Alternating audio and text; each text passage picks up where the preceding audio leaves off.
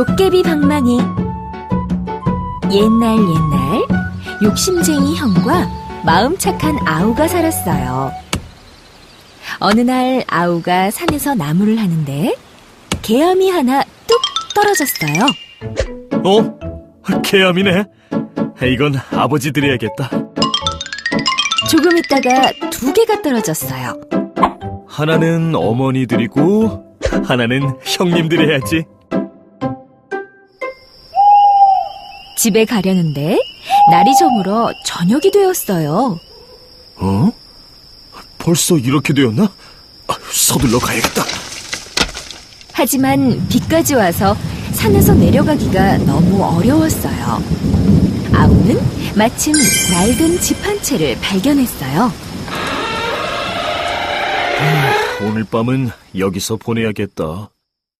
아우가 한참 고온히 자고 있을 때였어요. 에헤라! 오늘도 어디 신명나게 놀아볼까? 시끄러운 소리에 아우는 깜짝 놀라 대들보 위로 올라가 숨었어요. 얼쑤! 절쑤! 금나와라 뚝딱! 얼쑤! 절쑤! 은나와라 뚝딱! 도깨비들이 방망이를 뚝딱 내리칠 때마다 금은보화가 와르르 쏟아져 나왔어요. 한참 숨어서 지켜보던 아우는 슬슬 배가 고팠어요. 아, 맞다. 개암이 있지. 아우는 개암을 하나 꺼내 꽉 깨물었어요. 아이고, 소리가 너무 컸나? 그런데 도깨비들이 더 놀랐어요. 이게 무슨 소리지? 집이 무너지려나 봐. 모두 도망쳐! 도깨비들은 방망이도 팽개치고 꽁지 빠지게 달아났어요. 덕분에 아우는 마을에서 큰 부자가 되었죠. 이 소식을 들은 욕심쟁이 형은 그 길로 개암을 따서 빈집을 찾아갔어요. 대들보 위에 숨어서 한참을 기다리는데 정말로 도깨비들이 나타났어요.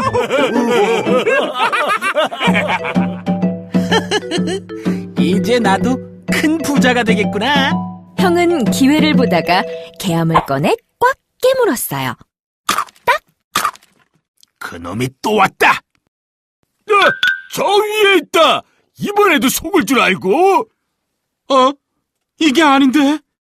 도깨비들은 대들보 위에 숨어있던 형을 찾아냈어요. 그리고는 떡떡 밤새 형의 볼기를 쳤답니다. 아이고. 팥죽 할머니와 호랑이. 옛날 팥죽을 아주 맛있게 잘 쓰는 할머니가 팥밭을 메고 있는데 글쎄 호랑이 한 마리가 똥 나타났네. 내가 배가 고프니 할멈을 잡아먹어야겠어.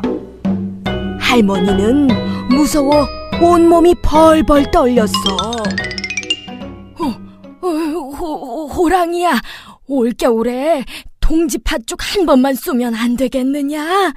그러자 호랑이는 팥죽을 먹고 싶은 생각에 아쉬운 듯 입맛을 쩝쩝 다시며 물러났지. 어느덧 동지 전날 할머니가 팥죽을 저으며 한숨을 푹 쉬는데 자라가 기어와 묻네. 할멈, 왜 그리 한숨을 쉬어?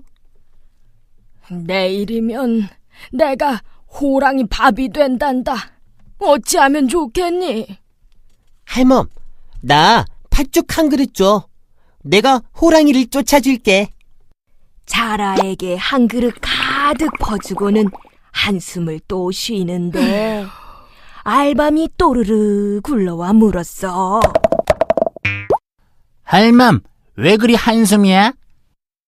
내일이면 호랑이 밥이 되니 크게 슬퍼 한숨을 쉰단다. 팥죽 한 그릇 주면 내가 호랑이를 쫓아줄게. 이렇게 쇠똥, 맷돌, 지게, 멍석까지 팥죽을 얻어먹고는 자라는 물독 속으로 퐁당. 알밤은 아궁이 속에, 쇠똥은 부엌 바닥에, 맷돌은 부엌문 선반 위에 앉았어. 멍석은 부엌 앞에 넙죽 엎드리고, 지게는 마당 한구석에 기대서 있었지. 동짓날 밤이 되자 호랑이가 할머니 집 마당에 어슬렁어슬렁 들어섰어. 할멈, 내가 왔어. 약속은 잊지 않았지? 오냐, 부엌 아궁이에 동지 팥죽을 두었으니 가져다가 먹어라. 호랑이가 아궁이 속을 들여다보는데 알밤이 툭 튀어나와 호랑이 눈을 딱 때렸어. 호랑이는 앞이 안 보여 더듬거리다 물독에 손을 넣었는데 자라가 손을 꽉 물었어. 깜짝 놀란 호랑이가 뒷걸음을 치다 그만 쇠똥을 밟고 미끄러졌지 뭐야. 엉덩방아를 찧은 호랑이가 부엌문을 나가려는데 맷돌이 머리 위로 쿵 떨어졌어. 으아! 어이쿠, 호랑이 살려! 으아! 호랑이는 정신을 잃고 기어나오다 멍석 위로 넘어졌어. 멍석이 호랑이를 둘둘 말자 지게가 척 짊어지고는 성큼성큼 달려가서 강물에 호랑이를 집어던졌지. 그 후로 할머니는 해마다 동짓날에는 팥죽을 쑤어 고마운 친구들과 나눠 먹는단다.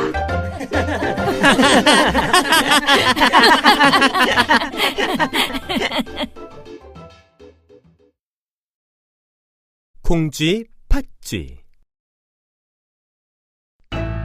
옛날에 마음씨 착하고 예쁜 콩쥐라는 여자아이가 살았어요. 엄마가 돌아가시자 콩쥐는 새엄마를 맡게 되었는데 동생 팥쥐도 함께 데려왔어요. 새엄마는 팥쥐는 매우 귀여워했지만 콩쥐에게는 힘든 일만 시켰어요. 콩쥐는 이 나무 호미로 돌밭을 갈고, 네, 팥쥐는 쇠 호미로 모래밭을 갈아라. 팥쥐는 금세 밭을 갈았지만 돌밭에서 일하던 콩쥐는 호미를 부러뜨리고 말았어요. 그때 황소 한 마리가 나타나 콩쥐에게 말했어요. 착한 콩쥐 아가씨, 걱정 말아요. 제가 밭을 갈아드릴게요. 황소가 눈 깜짝할 사이에 넓은 밭을 모두 갈아 콩쥐는 집에 돌아올 수 있었어요. 어느 날 새엄마는 팥쥐와 마을 잔치에 놀러가며 콩쥐에게 말했어요. 넌 항아리에 물 채우고 벼 찍고 배도 다 짜놓고 잔치에 오너라.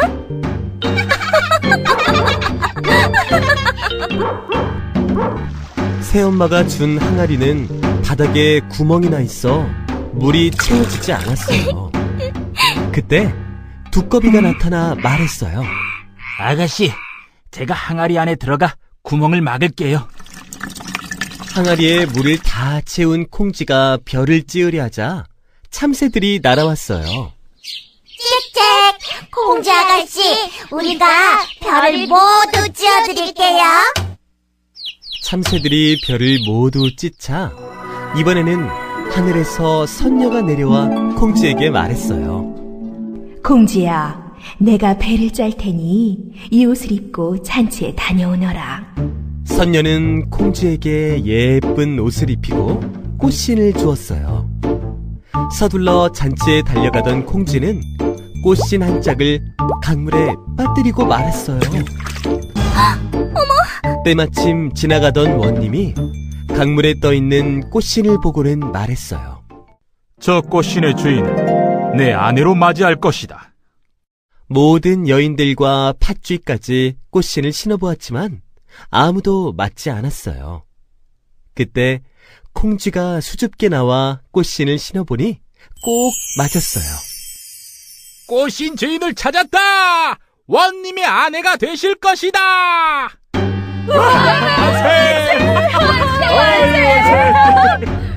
콩쥐는 원님의 아내가 되어 오래오래 행복하게 살았답니다.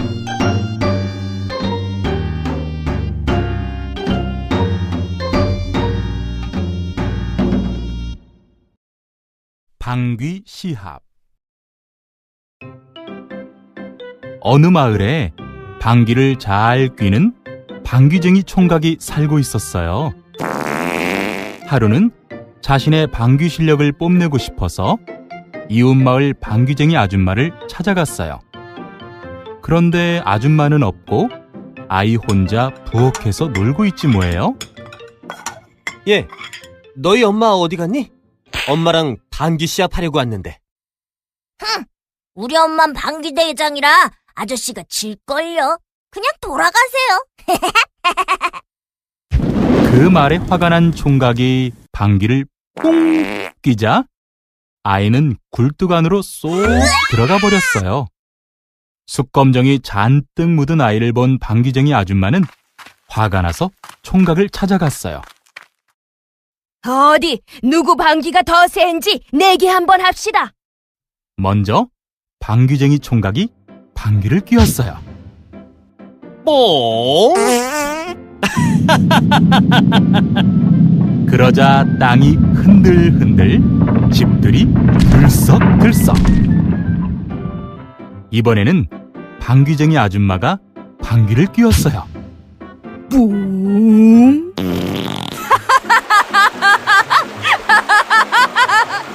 그러자 나무가 휘청휘청, 강물이 출렁출렁. 방귀 대결로는 승부가 나지 않자 이번에는 빨래방망이 날리기 시합을 했어요. 이쪽에서 뿡 하니 방망이가 저쪽으로 휙, 저쪽에서 뿌붕 하니 방망이가 이쪽으로 휙. 엎치락 뒤치락 하던 두 사람은 마지막으로 힘껏 방귀를 뀌었어요. 빠방! 빵! 뿡. 그러자 방망이는 휙 날아가 바닷속으로 뚝 떨어졌어요.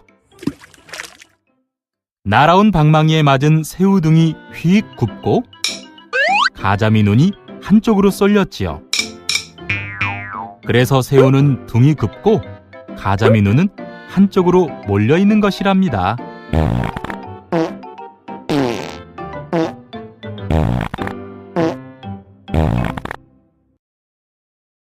호랑이와 곶감.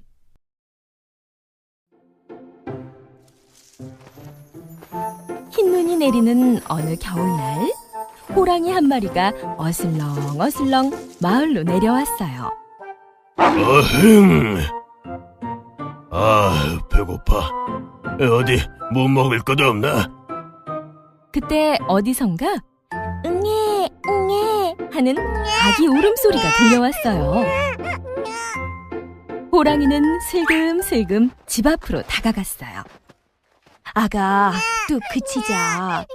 지금 밖에 무서운 호랑이가 와 있어. 뚝 안 그치면 호랑이가 어흥 하고 물어간다. 아니, 내가 온 걸 어떻게 알았지? 엄마의 말을 듣고도 아기는 계속 울어댔어요. 채, 저 녀석은 나처럼 무서운 호랑이도 안 무서워하네. 그때 엄마가 아기에게 말했어요. 아가, 자, 곶감이다, 곶감. 그 말에 아기는 울음을 뚝 그쳤어요.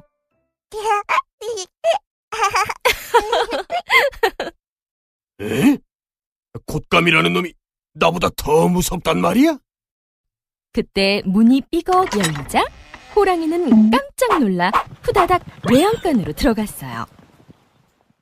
어두운 외양간에 숨어 있는데 갑자기 무언가가 호랑이 등에 휙 올라탔어요. 아이고, 곶감이 내 등에 올라탔나 보다! 호랑이는 너무 무서워 펄쩍펄쩍 뛰며 도망갔어요. 호랑이 등에 탄 것은 사실 소를 훔치러 집 안으로 들어온 소도둑이었어요. 환한 달빛 아래로 나오자 소도둑은 깜짝 놀랐어요. 아니, 이건 소가 아니라 호랑이잖아. 아이고. 소도둑은 벌벌 떨며 호랑이 등을 꽉 붙잡고 있다가 길가에 커다란 나무를 보고는 휙 뛰어 나뭇가지에 매달렸어요.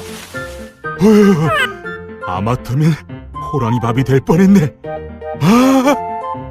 소도둑이 등에서 떨어지자 호랑이는 더욱 빨리 달아나면서 생각했어요.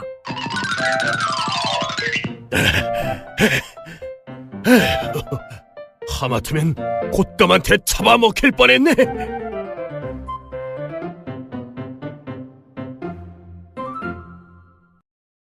빨간 부채, 파란 부채.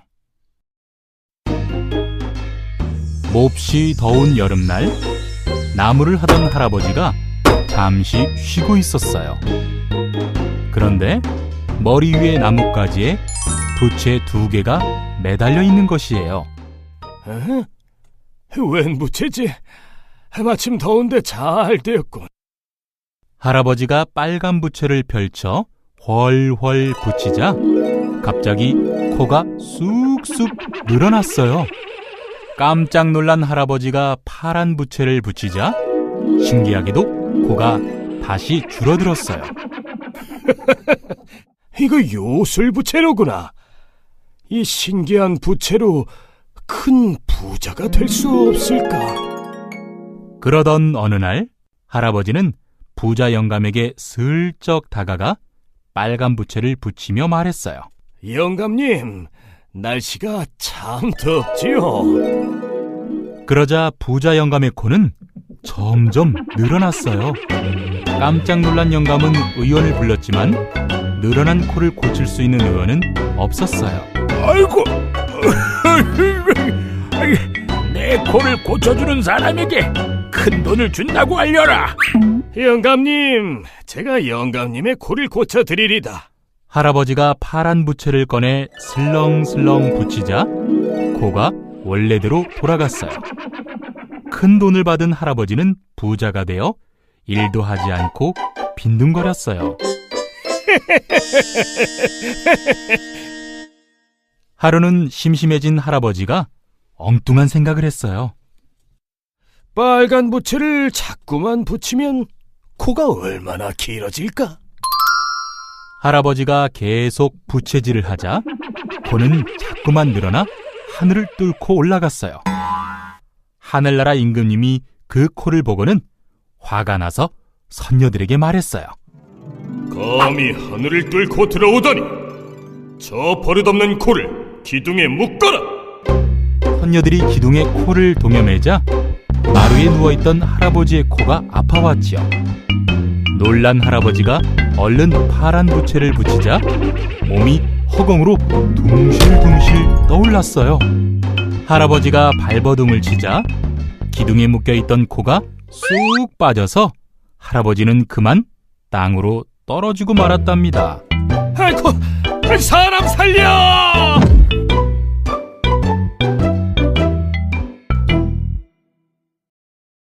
혹부리 할아버지. 옛날 어느 마을에 턱 밑에 커다란 혹이 달린 혹부리 할아버지가 살았어요. 할아버지는 가난했지만 마음씨가 착하고 노래를 잘 불렀어요. 하루는 나무를 하다 날이 어두워져 집에 가려는데 후두둑 빗방울이 떨어졌어요. 할아버지는 허름한 집 한 채를 발견하고는 들어가 노래를 부르기 시작했어요. 얼씨구나, 절씨구나, 좋다. 이때 노랫소리를 들은 도깨비들이 집 안으로 들어왔어요.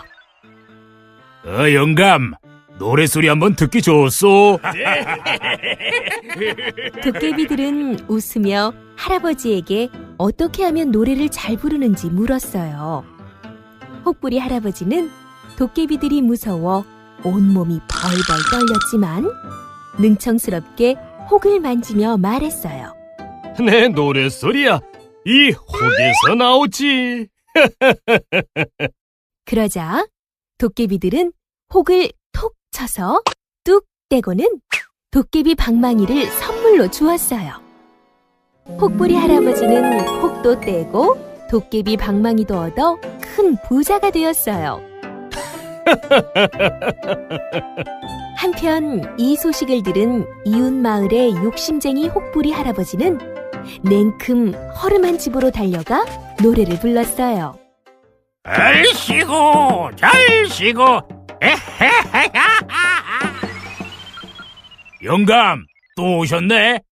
아하, 도깨비들인가? 내 노랫소리 어떤가? 이 혹에서 나온다네. 그 형편없는 노래 실력으로 무슨? 지난번에 준 혹도 가짜더니 어딜 속이려고? 이 혹도 마저 가져가시오. 도깨비들은 혹부리 할아버지의 턱에 혹을 하나 더 붙여주었어요. 욕심쟁이 할아버지는 혹대로 갔다가 혹이 하나 더 늘어서 집으로 돌아왔답니다. 아이고,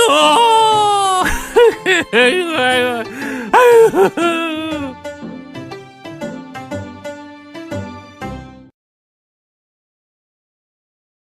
금도끼, 은도끼.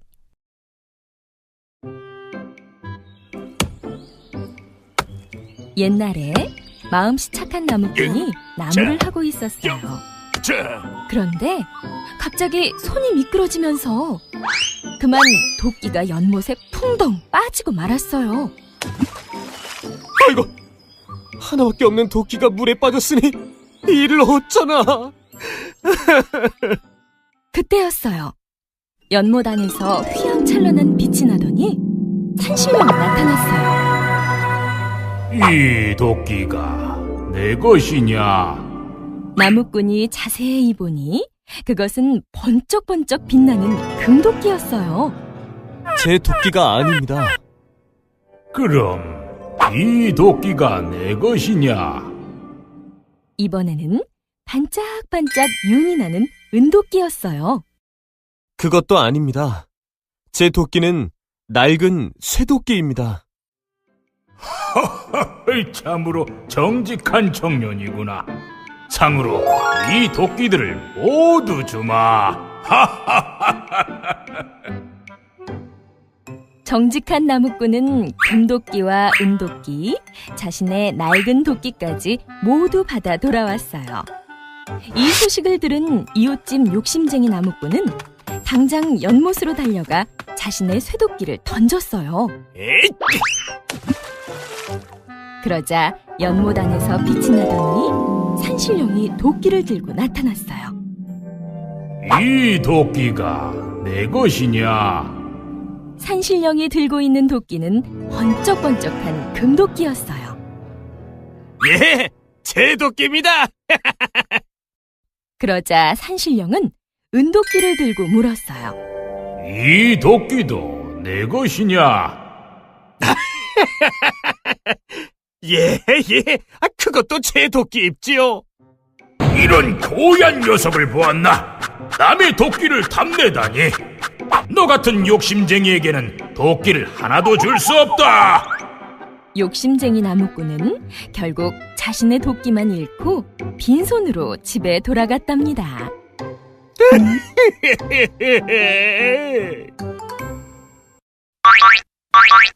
멸치의 꿈. 옛날 아주 먼 옛날에 700살이 넘은 멸치가 이상한 꿈을 꾸었단다. 갑자기 하늘 위로 휙 올라갔다가 땅으로 뚝 떨어지고 흰 구름이 뭉게뭉게 피어나더니 눈이 펑펑 쏟아졌지. 게다가 땀이 뻘뻘 나게 덥다가 으슬으슬 추웠다 하는 꿈이었어. 멸치는 날이 새자마자 가자미에게 달려가 꿈 이야기를 했어. 아이, 복잡해. 도대체 이게 무슨 꿈이야? 가만히 있어 보게. 망둥이 할멈 꿈풀이가 아주 용하다는구먼. 마음 착한 가자미가 망둥이 할멈을 찾아 나섰어. 며칠 후 가자미가 망둥이 할멈과 함께 멸치를 찾아왔어. 망둥이 할멈은 큰 눈을 굴리며 생각하더니 무릎을 탁 치며 말했지. 오호라! 이건 필시 용 꿈이라네. 멸치 자네가 용이 되어 하늘로 승천하는 꿈이지. 내가 용이 된다고? 하늘로 올라갔다 내려갔다 하는 것은 용이 아니고서는 할 수 없는 일이지. 게다가 용이 조화를 부리면 눈이 오고, 그러면 더웠다 추웠다 하는 게 당연한 이치 아니겠는가? 여보게들 들었나? 내가 용이 될 몸이라네. 한껏 기분이 좋아진 멸치는 망둥이 할멈에게 맛있는 음식을 대접했어. 먼 길을 헤엄쳐 망둥이를 데려온 가자미는 까맣게 잊고 말이야. 말도 안 돼. 멸치가 용이 된다고? 딱 보니 어부에게 잡히는 꿈이네 뭘. 하늘로 올라갔다 땅으로 떨어졌다니까. 낚싯줄에 걸렸으니까 하늘로 휙 올라갔다가 땅으로 뚝 떨어졌겠지. 아이, 구름이 피어나고 흰 눈이 펄펄 내렸다고. 반찬에 쓰려고 석쇠에 올려 연기가 났겠지. 하얀 눈은 간을 맞추려고 소금을 뿌린 거야. 아이, 그럼 더웠다 추웠다 한 건 뭐야? 잘 익으라고 부채질한 거야. 가자미의 꿈풀이에 멸치 얼굴이 푸르락해졌어. 이리 천하의 고이한 놈이 있나? 멸치는 가자미의 뺨을 힘껏 때렸어. 어찌나 세게 때렸던지 가자미 눈이 획 돌아갔지. 옆에 있던 낙지와 꼴뚜기는 슬그머니 눈을 빼서 꽁무니에 감췄어. 그 모습을 보고 배꼽이 빠져라 웃던 새우는 지금처럼 허리가 꼬부라지고, 펄쩍펄쩍 뛰어서 도망가던 망둥이는 지금처럼 뛰는 물고기가 되었단다. 은혜 갚은 호랑이.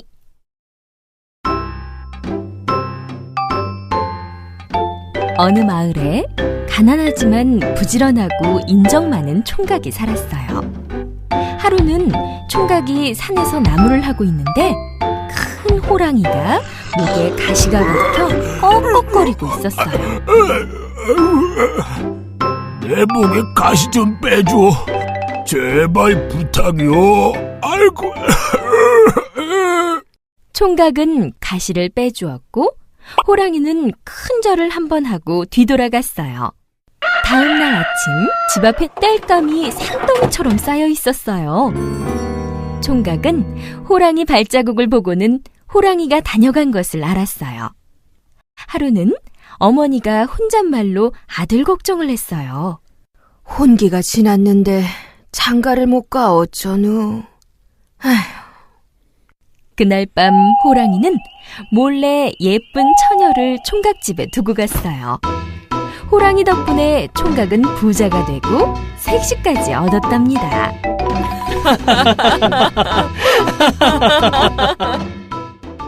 하루는 마을에 방이 붙었어요. 호랑이가 마을로 내려와 사람을 해치니 호랑이를 잡는 사람에게 큰 상금을 준다는 내용이었어요. 그날 밤 호랑이가 총각의 집에 찾아와 말했어요. 나를 화살로 쏘아 상금을 받으시오. 구해준 덕에 오래 살 수 있었소. 여태까지 해준 것도 많은데 그게 무슨 말이오? 안 들은 것으로 하겠어.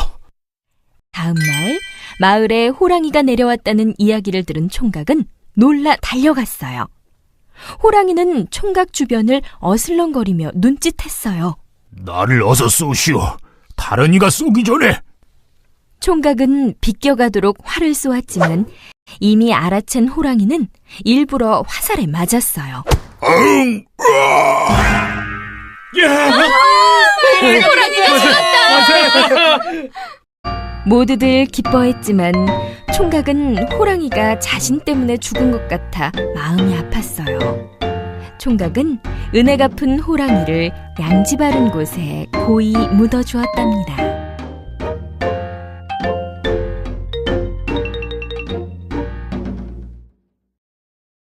해님 달님. 옛날에 엄마와 오누이가 살았어요. 하루는 엄마가 잔치집 일을 하러 가게 되었어요. 얘들아, 엄마가 잔치집 가서 만난 거 싸올 테니 집 잘 보고 있어라. 네. 일을 마친 엄마가 떡을 이고 집에 가는데 갑자기 호랑이 한 마리가 나타났어요. 어흥, 떡 하나 주면 안 잡아먹지. 엄마는 얼른 떡을 꺼내 호랑이에게 주었어요. 호랑이는 떡을 날름 받아먹고는 엄마까지 잡아먹었어요. 그러고는 엄마 옷을 입고 오누이가 있는 집을 찾아가 말했어요. 얘들아, 엄마 왔다. 방 안에 있던 오누이는 엄마 목소리가 이상해서 문 사이로 슬쩍 밖을 보았어요. 그런데 글쎄, 커다란 호랑이가 엄마 옷을 입고 서 있지 뭐예요? 얼른 우물 옆 나무 위에 숨자.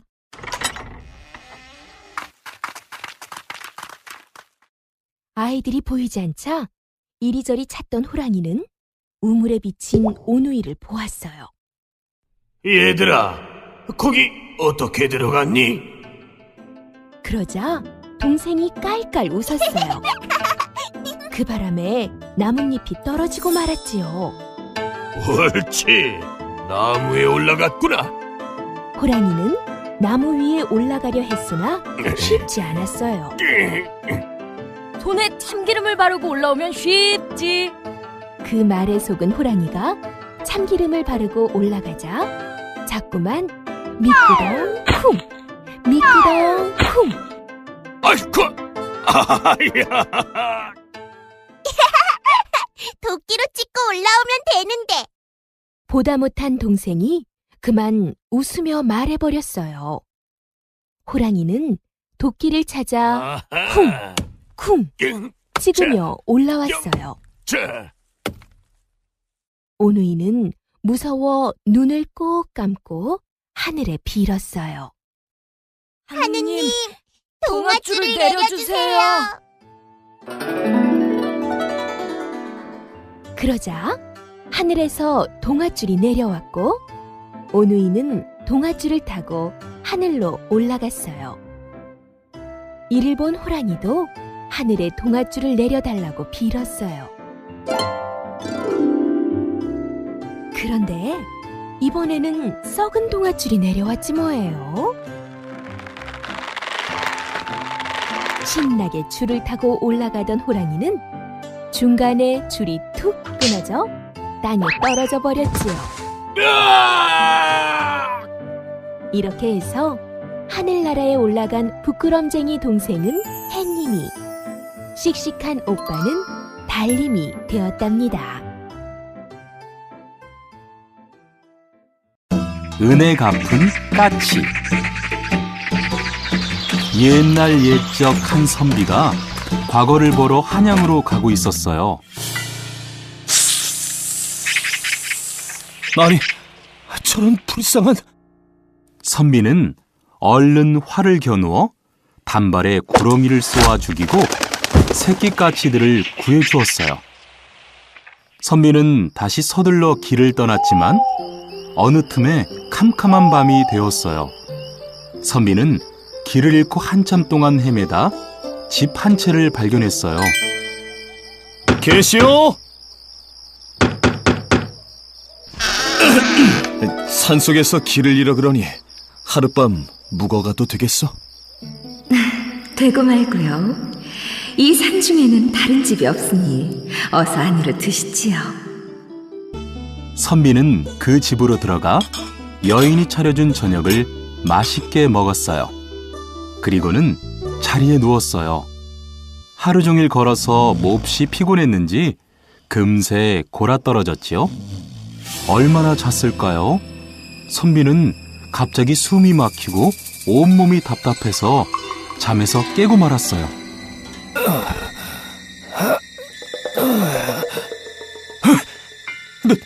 넌 누구냐? 아까 낮에 네가 활을 쏘아 죽인 구렁이가 바로 내 남편이다. 그 원수를 갚으려고 여기서 널 기다리고 있었다. 내가 활을 쏜 것은 까치를 살리려고 한 것이오. 그러니 제발 나를 살려주시오. 좋다. 이 산속에 빈 절이 있다. 날이 밝기 전에 그 절에 있는 종이 3번 울리면 하늘의 뜻으로 알고 너를 살려주겠다. 곧 날이 밝는데 빈 절의 종이 무슨 수로 울리겠는가. 이제 난 꼼짝없이 죽었구나. 자, 이제 약속한 시간이다. 으아! 바로 그때였어요. 댕, 댕, 댕. 산속에서 희미하게 종소리가 3번 울려 퍼졌어요. 분하다. 하늘의 뜻이니 널 살려줄 수밖에 없구나. 구렁이는 선비 몸을 풀어주고는 스르르 사라졌어요. 선비는 바로 빈절로 달려가 보았어요. 내가 새끼를 살려준 은혜를 갚은 게로구나.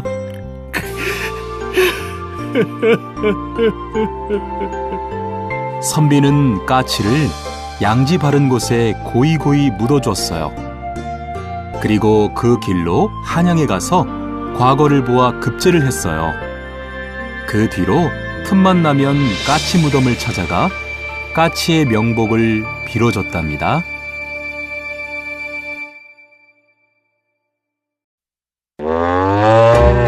소가 된 게으름뱅이. 옛날 옛적 일을 하지 않는 게으름뱅이가 살았어. 아니, 그렇게 매일 잠만 잘 거요? 그러려거든 당장 이 집에서 나가요. 에이, 나가라면 못 나갈 줄 알고? 화가 난 게으름뱅이는 그 길로 집을 나섰어. 한참 가다 보니 허름한 집에서 웬 할아버지가 소머리탈을 만들고 있더래. 영감님, 그 참 신기하게 소와 똑같이 생겼네요. 한 번만 써보면 안 될까요? 네, 그만두시오. 잘못 쓰면 큰일 난다오. 게으름뱅이는 소의 탈을 빼앗아 머리에 뒤집어 썼어. 그랬더니 글쎄 게으름뱅이의 몸이 그냥 그대로 스르르 소가 돼버렸지 뭐야. 어이구, 이게 웬일이야? 하고 소리쳤더니 음메 음메 소 울음소리만 나오는 게 아니겠어. 히랴 히랴. 할아버지는 소를 끌고 가 농부에게 싼 값에 팔았어. 농부가 소를 막 끌고 가려는데 할아버지가 은근히 귓속말로 말했어. 이 소는 무를 먹으면 죽는다오. 절대로 무밭에는 데려가지 마시오. 소가 된 게으름뱅이는 다음 날부터 하루 종일 일만 했어. 논 갈고 밭 갈고 수레 끌고 쟁기 끌고 날만 새면 끌려나가 어두워질 때까지 고되게 일을 했지. 아이고, 힘들어. 하도 일이 힘들어서 소리라도 지르면 음메 음메 울음소리만 났어. 이리야 이리야, 어서 움직이지 못해? 진작 이렇게 열심히 일했으면. 다음 날 게으름뱅이 눈에 무밭이 보였어. 이 소는 무를 먹으면 죽는다오. 절대로 무밭에는 데려가지 마시오. 평생 소로 사느니 차라리 죽는 게 낫겠어. 게으른 맹이는 무밭으로 가서 무 한 개를 입으로 물고 쑥 뽑았어. 그리고 아작아작 씹어 먹었지. 물을 먹으면 안 된다고 했는데. 그런데 이게 웬일이야? 물을 먹었더니 죽는 게 아니라 도로 사람이 되는 거야. 그 바람에 소의 탈도 벗겨져 땅에 툭 떨어졌지. 아이고, 이제야 살았구나. 게으른 뱅이는 농부에게 지금까지 있었던 일을 다 말해주고 나서 곧바로 고개를 넘어 집으로 돌아왔어. 게으른 뱅이 아내도 반가워서 달려나왔지. 아이고. 여보, 용서하구려. 이제는 내가 열심히 일을 하리다.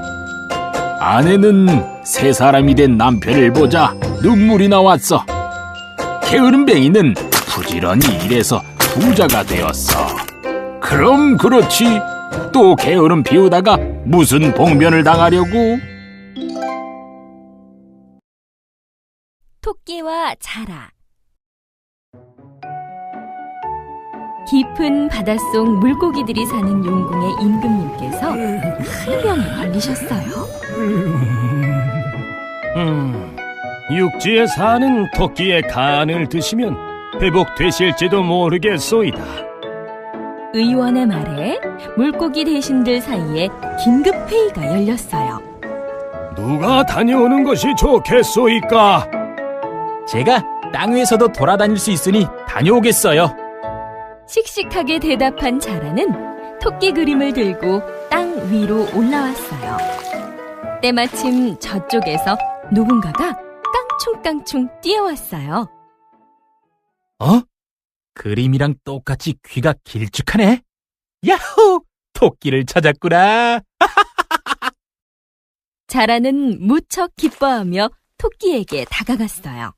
토끼님, 저는 용궁에서 온 자라예요. 우리 용궁은 으리으리하고 맛있는 먹을 것도 많답니다. 토끼님도 함께 구경 가지 않겠어요? 우와, 정말 그런 곳이 있나요? 토끼는 자라의 등을 타고 용궁으로 갔어요. 용궁에 도착하자마자 물고기 군사들이 토끼를 묶어 용왕님 앞으로 데려갔어요. 토끼는 그제야 자라에게 속은 것을 알았지만 이미 늦은 일이었어요. 내 너의 간을 먹어야 산다 하니 너는 영광으로 알고 간을 내놓거라. 용왕님, 제 간은 소중한 약이라 화창한 날은 빼서 바위에 말립니다. 지금도 간을 바위 위에 두고 왔으니 얼른 가서 가져올까 합니다. 아이, 세상에 간을 빼놓고 다니는 동물이 어디 있느냐? 믿지 못하시면 제 배를 갈라 확인해 보세요. 제가 죽으면 간은 못 찾을 것입니다. 그러자 다급해진 용왕님은 당장 자라를 불러 말했어요. 얼른 토끼를 데리고 가서 간을 찾아오너라. 토끼와 자라가 다시 땅으로 나오자 토끼가 숲속으로 뛰어가며 말했어요. 이 미련한 자라야, 간을 빼놓는 동물이 어디 있니? 너희는 내게 속았어. 자라는 저 멀리 뛰어가는 토끼를 바라볼 수밖에 없었답니다.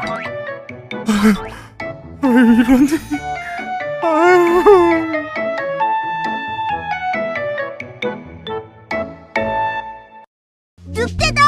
늑대가 나타났어요! 어디 늑대가 있다는 거냐?